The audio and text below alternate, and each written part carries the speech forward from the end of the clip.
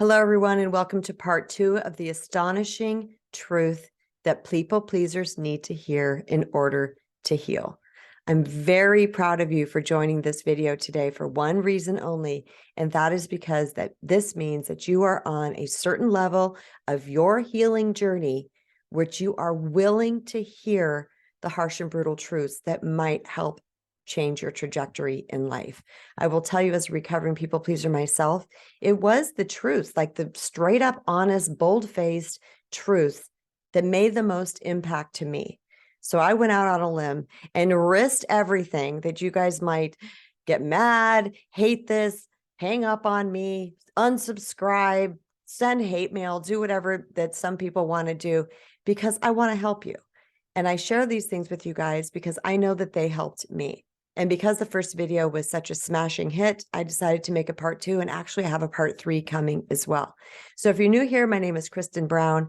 I'm a self-love mastery and relationship healing author, mentor, and speaker. And today I'm going to talk to you guys about part 2 of the astonishing truth that people pleasers need to hear. All right, you guys, you ready? You ready? People pleasers are unsafe to emotionally secure people with stable identities. I know that's a lot. People pleasers feel unsafe to people who are emotionally secure with stable identities. So let me explain. People pleasers are often overgivers, and they're chameleons that will change and morph and shift themselves to fit into whatever environment that they are in. And they are really unlikely to initiate confrontation. In fact, they most of the time avoid it at all costs, and they truly do not like conflict, because what they're trying to do is get the love, approval, and acceptance from those people around them. So they don't want to do or say anything that could potentially make people dislike them. They have an unwillingness to stand up for themselves, which can also translate into an unwillingness to stand up for other people or to have other people's back.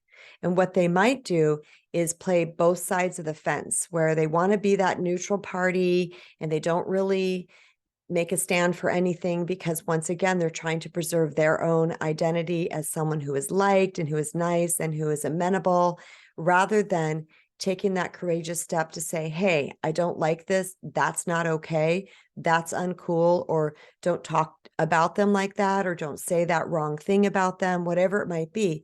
Because they have an unwillingness to do this, then emotionally stable people know this, which makes them unsafe to be around. You'll hear this a lot on people's healing journey. The more that people heal, the more that they become emotionally secure and they have a firm sense of who they are, the smaller their circles become. And their circles become smaller for a couple of reasons. Number one, because they start to realize how many people out in the world still haven't done their healing work. And so they start to surround themselves with people that they know have done that healing work, because they're really super solid. And also the world becomes small, because as we start to heal and grow and shift and evolve, and we raise our energetic frequency, we start to vibrate away from many of the people that are in our life.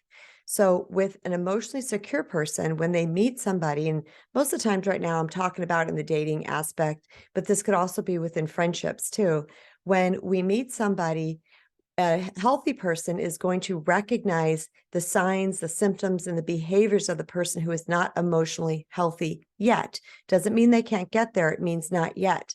Because emotionally secure people are highly discerning about who they allow into their circles.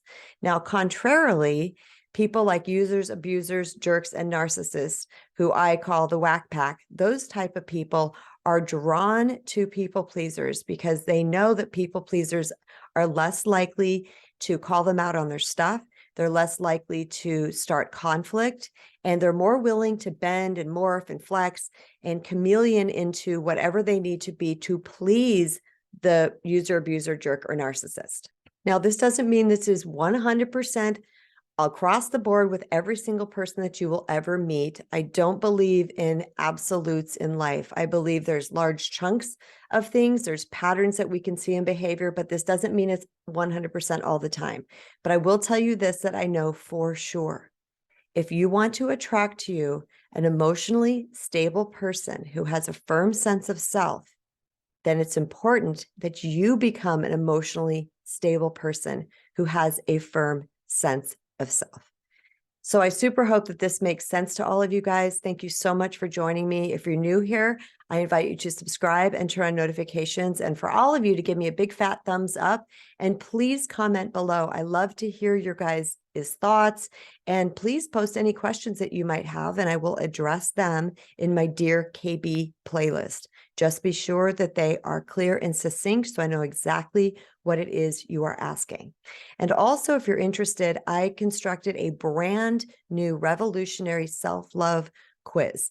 I constructed this quiz completely from me, from my healing and everything that I did and learned. And you guys can take this quiz over at my website at kristenbrown.org. The link will be in the description below. The quiz takes approximately 5 to 7 minutes. You get your results right away, and then you will be put into one of 3 categories, which I will tell you what your next best step is. So thank you guys for listening so much. And until next time, remember, you matter. Now go love yourself.